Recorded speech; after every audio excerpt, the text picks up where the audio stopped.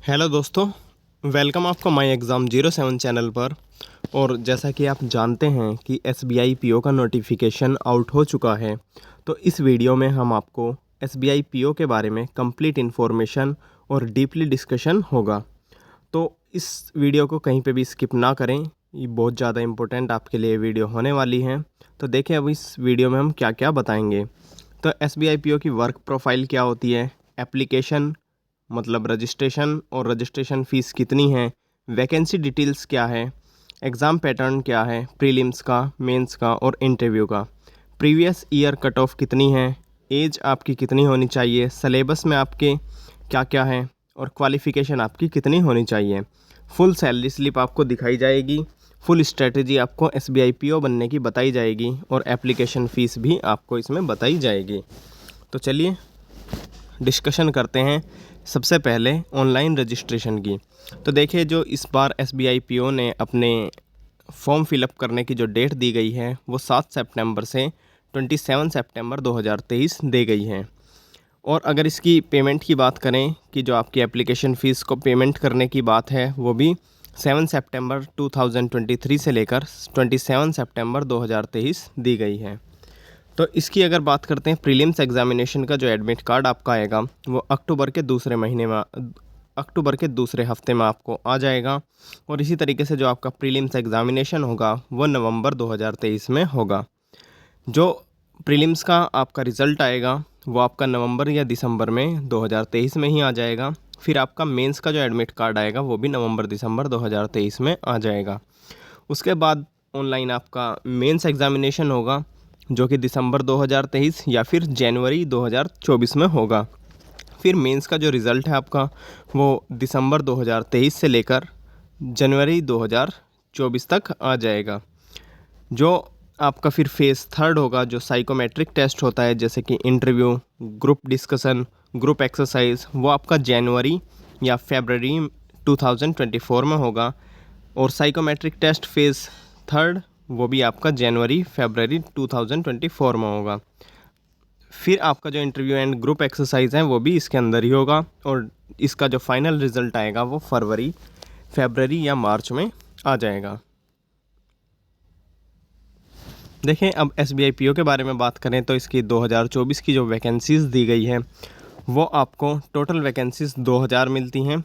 जैसे कि ये VI HI LD DND ये थोड़ा सा स्पेशल है, आप इसको नोटिफिकेशन में पढ़ सकते हैं। लेकिन जो जनरल दी गई है नॉर्मल उससे, तो उसमें देखें तो SC कैंडिडेट के लिए 300 वैकेंसी हैं, ST कैंडिडेट के लिए 150 वैकेंसी है, OBC वालों के लिए 540 हैं और EWS के लिए 200 वैकेंसी दी गई हैं।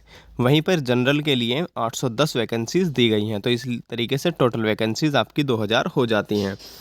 जो जनरल OBC और EWS वाले कैंडिडेट हैं उनके लिए एप्लीकेशन फ़ीस जो रखी गई है वो 750 रुपये रखी गई है।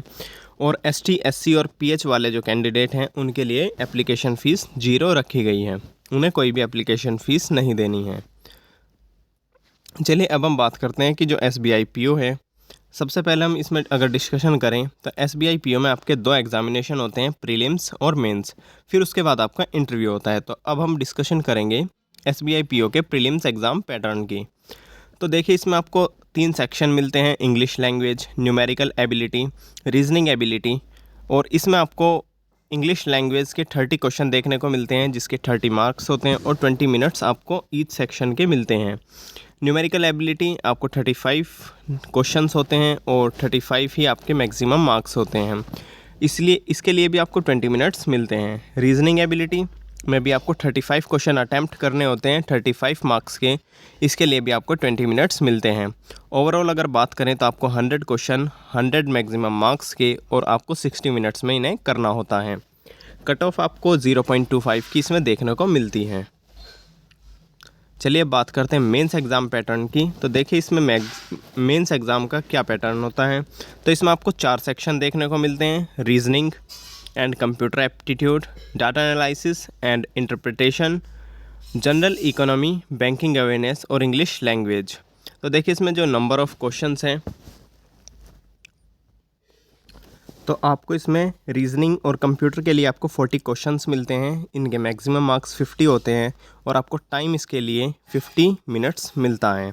Data analysis and data interpretation के लिए आपको 30 क्वेश्चंस करने होते हैं, 50 मार्क्स के होते हैं। ये भी इंग्लिश हिंदी में आप कर सकते हैं और इसके लिए आपको 45 मिनट्स मिलते हैं। जनरल इकोनॉमी और बैंकिंग अवेयरनेस के लिए आपको 50 क्वेश्चंस होते हैं, 60 मार्क्स के होते हैं, 45 मिनट्स में करने होते हैं और आपको इसका मीडियम भी आप हिंदी या इंग्लिश रख सकते हैं। अगर इंग्लिश लैंग्वेज की बात करें तो 35 क्वेश्चंस आपको मेंस में देखने को मिलते हैं, 40 मार्क्स के देखने को मिलते हैं और इंग्लिश में ही ये आपका मीडियम होता है। इसके लिए आपको 40 मिनट्स मिलते हैं। तो अगर ओवरऑल बात करें तो आपको 155 क्वेश्चंस 200 मार्क्स के 180 मिनट्स यानी कि 3 आवर्स में कंप्लीट करने होते हैं। इसके बाद आपका तुरंत जब आपका ये पेपर हो जाता है मेंस का, तो इसके बाद आपको तुरंत ऐसे या फिर लेटर राइटिंग का आपका सेक्शन खुल जाता है, जिसमें आपको 2 क्वेश्चन मिलते हैं। आपको एक ऐसे करना होता है और एक आपको लेटर करना होता है। ये आपका कंप्यूटर बेस्ड एग्जामिनेशन होता है, आपको कंप्यूटर से ही इसको ऐसे और लेटर लिखने होते हैं। तो ये टोटल मार्क्स 50 मार्क्स के होते हैं और आपको इन्हें इंग्लिश में ही देना होता है। इसके लिए आपको 30 मिनट्स मिलते हैं। टोटल आपके 157 मार्क्स हो जाते हैं, 250 मार्क्स के हो जाते हैं। 3 आवर्स 30 मिनट्स आपको इसमें मैक्सिमम टाइम मिलता है। चलिए अब हम बात करते हैं, हमने बात कर ली इसमें SBI PO mains exam pattern की। अब हम बात करते हैं इसमें साइकोमेट्रिक टेस्ट की। तो देखिए इसमें सबसे पहले जो 2 पॉइंट हैं नोटिफिकेशन में दिए गए थे, तो इनको आप ज़रूर पढ़ेंगे कि the bank will conduct psychometric test for personality profiling of those candidates who will be short listed for phase 3। कि देखिए जो भी आप बैंक जो है वो साइकोमेट्रिक टेस्ट उन कैंडिडेट के लिए कंडक्ट कराएगा जिन्होंने फेज़ 3 के लिए शॉर्टलिस्ट हुए हैं। फिर फाइंडिंग ऑफ द टेस्ट में be placed before the interview panel of having a thorough perspective of the candidate, और उसके बाद में आपके इंटरव्यू भी होंगे। तो देखिए आपका जो टेस्ट स्ट्रक्चर होगा इसमें आपकी ग्रुप एक्सरसाइज होगी, इंटरव्यू होगा। तो पहले आपके जो देखते हैं, तो पहले आपका ग्रुप एक्सरसाइज होगा, उसके बाद आपका इंटरव्यू होगा।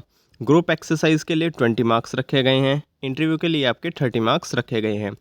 इस हिसाब से आपके 50 मार्क्स इसमें इंटरव्यू के सेक्शन से हो जाते हैं पूरे। और अगर आप ध्यान रखें तो 250 नंबर का आपका पहले का हो जाता है 250 का, और 50 मार्क्स आपको यहाँ पे मिल जाते हैं। तो जो टोटल मार्क्स हैं वो आपके 300 हो जाते हैं। इसमें देखिए आपके 250 मार्क्स आपको मेंस एग्जामिनेशन के और 50 मार्क्स आपको group exam exercise and interview के हो जाते हैं। अब अगर हम बात करें जो आपका फाइनल रिज़ल्ट आता है, तो इसमें आपको 300 मार्क्स 100 मार्क्स के हिसाब से आपको नॉर्मलाइज्ड किया जाता है। जैसे कि आपके 250 जो मार्क्स होंगे वो आपको 75 मार्क्स माने जाएंगे, 50 मार्क्स आपके 25, और इस हिसाब से आपकी 100 में से आपकी फ़ाइनल कट ऑफ लगती है। तो देखिए the final merit list is arrived at after aggregating out of 100 converted marks of phase 2nd and phase 3rd selection will be made from the top merit ranked candidates in each category। तो देखिए जो भी selection होगा आपका वो आपको 300 marks ना मानकर इस 300 मार्क्स को बाद में 100 मार्क्स मान लेते हैं, जिसमें आपके फेज़ 2 और फेज़ 3 साइकोमेट्रिक टेस्ट आपका फेज़ 3 में आता है और मेंस एग्जामिनेशन आपका फेज़ 2 में आता है। तो इसके बाद आपके इन दोनों के नंबर आपके 300 मार्क्स 100 के हिसाब से नॉर्मलाइज किए जाएंगे और इस हिसाब से आपकी फ़ाइनल कट ऑफ लगती है। फिर हम बात करते हैं कि इसकी जो टारगेट कट ऑफ आपको कितनी रखनी चाहिए मिनिमम। तो आपको टारगेट कट ऑफ जो आपकी मिनिमम होनी चाहिए वो 65 तो होनी ही चाहिए। अगर हम बात करते हैं 2022 की, जो कि 2023 का भी एग्जामिनेशन था, 2022-23 अगर आप SBI PO की बात करें तो उसमें जो आपकी SBI PO की प्रीलिम्स कट ऑफ लगी थी वो जनरल के लिए 59.5 पर, SC के लिए 52.5 पर, ST के लिए 47.75 पर और OBC के लिए 58.25 पर लगी थी। EWS के लिए 59.5, LD के लिए 46.25, VI के लिए 50.5, HI के लिए 21.5 और D&E के लिए नहीं। वहीं पर अगर बात करें मेंस एग्जामिनेशन की, तो मेंस एग्जामिनेशन में जनरल के लिए 88.93 पर 100 में से, SC के लिए 73.83, ST के लिए 66.86 और OBC के लिए 80.96, EWS के लिए 84.60, LD के लिए 80.45, VI के लिए 93.08 और HI के लिए 63.10 और D&D के लिए 63.25 पर इसकी मेंस की कट ऑफ लगी थी। देखिए जो आपकी एज होनी चाहिए इस फॉर्म को फिल करने के लिए, तो आपकी वो 21 ईयर्स से लेकर 30 ईयर्स के बीच में होनी चाहिए। आपकी जो क्वालिफ़िकेशन है इस फॉर्म को भरने के लिए, तो आपको क्या होना होगा, या तो आपने bachelor degree in any stream से, आपने किसी भी यूनिवर्सिटी से आपने ग्रेजुएशन की पढ़ाई पूरी कर चुके हो, या फिर आप फाइनल ईयर में हो, तो आप इस फॉर्म को फिल कर सकते हैं। अब देखिए SBI PO का जो प्रीलिम्स का सिलेबस है उसके बारे में हम डिस्कशन करते हैं। तो देखिए क्वांटिटिव एबिलिटी सिलेबस जो है आपका सिंप्लीफिकेशन आपको देखने को मिलता है, profit and loss, mixture and allegation, simple interest and compound interest, power shirts and indices, work and time, time and distance, mensuration, data interpretation, ratio and proportion, percentage, number system, sequence and series, permutation, combination and probability. जिसमें आपको number series में आपको number series, wrong number series और missing number series आपको देखने को मिलता है। वहीं पर डाटा इंटरप्रिटेशन में आपको पाई चार्ट या फिर आपको लाइन ग्राफ ये देखने को मिलते हैं। ठीक है, फिर बात करते हैं अगर रीजनिंग सिलेबस की, तो इसमें आपको लॉजिकल रीजनिंग देखने को मिलती है, अल्फ़ा न्यूमरिक सीरीज़ देखने को मिलती है, ranking, direction and alphabet test आपको देखने को मिलता है, data sufficiency, inequalities, sitting arrangement, puzzle, tabulation, syllogism, blood relation, input output, coding decoding. English language की बात करें तो रीडिंग कॉम्प्रीहेंशन आपको देखने को मिलता है, क्लोज टेस्ट आपको देखने को मिलता है, पैरा जंबल आपको देखने को मिलता है, word usage and word swap आपको देखने को मिलता है, फिल इन द ब्लैंक्स आपको देखने को लिए मिलते हैं, error detection, error spotting, paragraph completion, one word substitution और मिसलेनियस। जो इसमें आपका बड़ा रोल रहेगा इंग्लिश में वो reading comprehension, para jumble in section का होता है। अगर रीजनिंग सिलेबस में बात करें तो आपके सिटिंग अरेंजमेंट और पजल, इसमें आपका बड़ा रोल इसमें होता है। और मैथ में अगर हम बात करें तो DI, नंबर सीरीज़ या फिर क्वाड्रेटिक इक्वेशन, इन चीज़ों का इसमें आपका बड़ा रोल होता है। अर्थमेटिक भी होता है, लेकिन इसमें आपको लगभग 15 क्वेश्चन आपको DI के मिल सकते हैं, जिसमें से 15 क्वेश्चन आपको DI के मिलेंगे, 5 क्वेश्चन आपको लगभग या तो क्वाड्रेटिक इक्वेशन के मिल जाएंगे या फिर आपको नंबर सीरीज़ के मिल जाएंगे। ठीक है, बाकी के आपको अर्थमेटिक या फिर मेंसुरेशन इनमें से देखने को मिल जाएंगे। अगर हम बात करते हैं अब SBI PO के जो मेन सिलेबस हैं उसके बारे में, तो आपको इसमें 4 सेक्शन देखने को मिलते हैं। तो क्वांटिटिव एबिलिटी और general awareness, reasoning and computer aptitude, English language. अगर हम इसके बारे में डिस्कशन करते हैं तो देखिए आपको जो क्वांटिटेटिव एप्टीट्यूड है इसमें आपको simplification, average, percentage, mixture and allegations, ratio and proportion, mensuration, geometry, quadratic equation, simple interest, compound interest, profit and loss, number series, speed, distance and time, time and work, number system, data sufficiency, linear equation, permutation and combination, probability, data interpretation, जिसमें आपको arithmetic based आपको देखने को मिलता है। इसमें थोड़ा सा क्वेश्चन का लेवल भी हाई होता है और आपको क्वेश्चन भी अच्छे देखने को मिलते हैं। अगर बात करें जनरल अवेयरनेस, इकोनॉमी और बैंकिंग की, तो आपको फाइनेंशियल अवेयरनेस की नॉलेज होनी चाहिए, आपको लगभग 1 साल की करंट अफेयर्स की नॉलेज होनी चाहिए। जनरल नॉलेज जैसे कि स्टैटिक जीके के बारे में आपको सब पता होना चाहिए। फिर बात करते हैं इसमें रीजनिंग और कंप्यूटर एप्टीट्यूड की। तो देखिए वर्बल रीजनिंग होती है, इसमें सिलोगिज्म होता है, सिटिंग अरेंजमेंट होता है जिसमें सर्कुलर एंड लीनियर जो कि मोस्ट इंपॉर्टेंट इसमें होते हैं, कोडेड, इनइक्वालिटी होता है, double line up sitting arrangement होता है, पजल जो होते हैं आपके बॉक्स, डेट, ईयर, कैसलेट और शेड्यूलिंग बेस्ड होते हैं, इनपुट आउटपुट होता है, ब्लड रिलेशन होता है, डायरेक्शन एंड डिस्टेंस होता है, ऑर्डरिंग एंड रैंकिंग होता है, डाटा सफिशिएंसी होता है एंड कोडिंग एंड डिकोडिंग होता है। ये जो कोडिंग डिकोडिंग होता है ये थोड़ा सा चाइनीज़ कोडिंग डिकोडिंग इसको कहते हैं। या अगर हम बात करें कंप्यूटर में तो आपको internet, memory, keyboard shortcut, computer abbreviation, Microsoft computer hardware, operating system, networking, computer fundamentals and terminology का आपको पता होना चाहिए। ठीक है, तो इसमें आपके कंप्यूटर फंडामेंटल्स एंड टर्मिनोलॉजी थोड़े से कम इम्पोर्टेंट है, लेकिन ऊपर के आपके जो सेक्शन है ये मोस्ट इम्पोर्टेंट है। अगर हम बात करते हैं इंग्लिश लैंग्वेज में, तो जैसे कि आपको प्रीलिम्स में बताया गया था इसी तरीके से आपका मेंस में होता है। थोड़ा सा आपको रीडिंग कॉम्प्रिहेंशन पर बहुत ज़्यादा ध्यान देना होगा, जैसे कि आपको डेली न्यूज़पेपर पढ़ना होगा, आपको इंग्लिश न्यूज़पेपर एडिटोरियल पढ़ने होंगे, वोकैबलरी आपकी बहुत अच्छी होनी चाहिए, ग्रामर टेस्ट आपका बहुत अच्छे तरीके से होता है, वन वर्ड सब्सटीट्यूशन होते हैं, वर्बल एबिलिटी इसमें आपको देखने को मिलती हैं। तो चलिए अब हमने इसमें डिस्कशन किया है लगभग SBI PO से रिलेटेड हमने सब चीज़ों का डिस्कशन कर लिया है। अब हम बात करते हैं इसकी पे स्लिप की।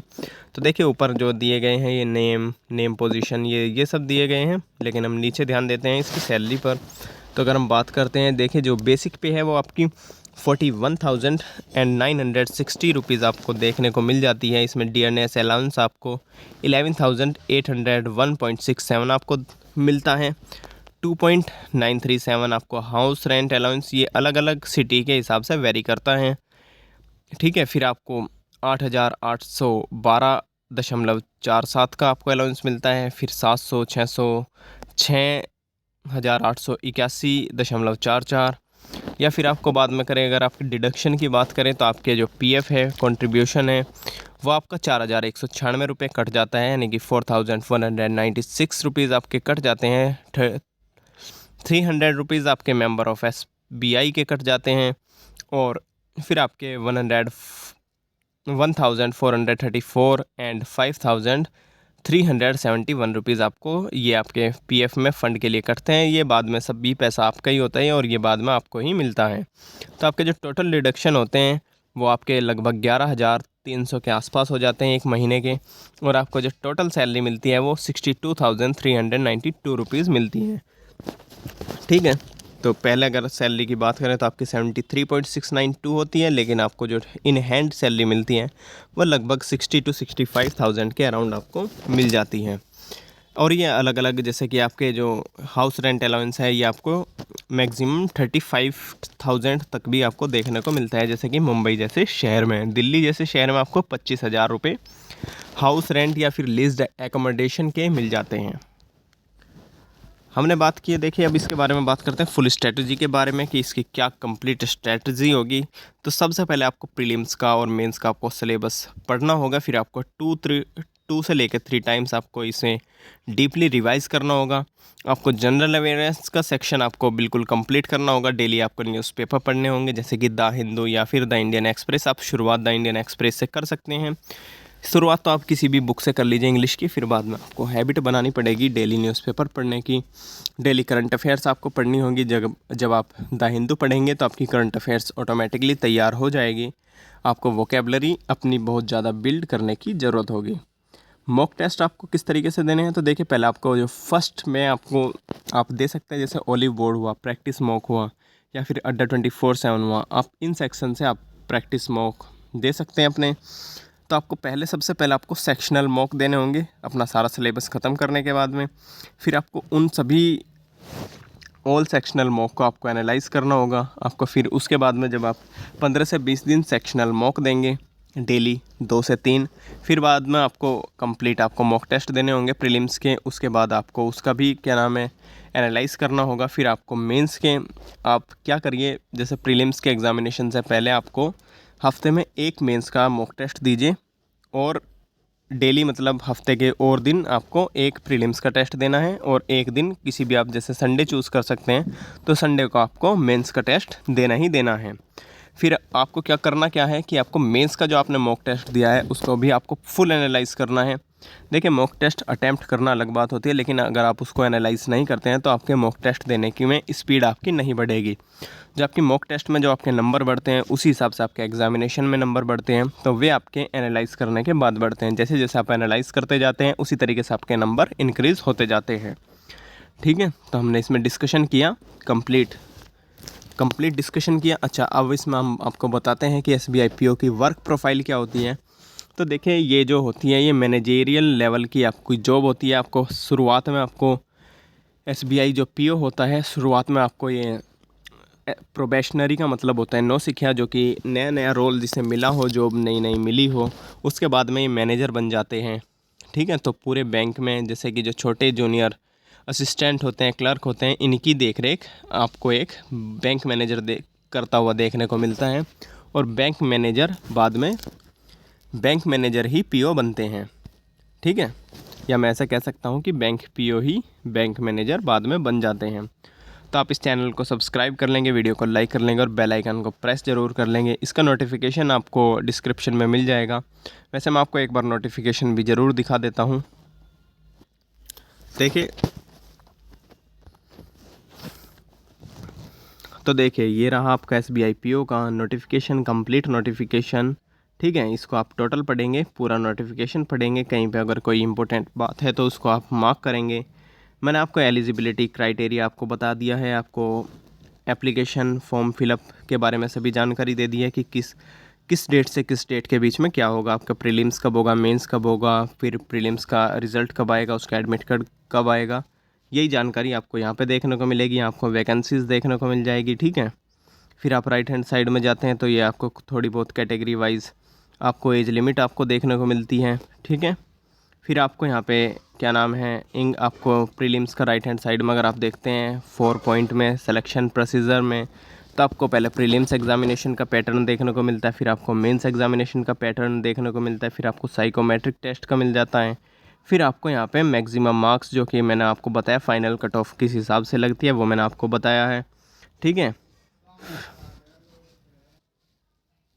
उसके बाद में आपके क्या नाम है, सबसे पहले जैसे कि आपका मेंस एग्जामिनेशन हुआ, फिर आपको कॉल लेटर्स आता है, प्रूफ एंड आइडेंटिटी आपको सबमिट करने होते हैं, फिर आपका बायोमेट्रिक वेरिफिकेशन होता है, फिर action against candidate found guilty of misconduct. अगर आप किसी भी तरीके से आपको ये देखा गया है कि आपका जो व्यवहार है आप थोड़े से भी अलग हैं या गलत हैं, तो आपके खिलाफ़ एक्शन लिया जाता है।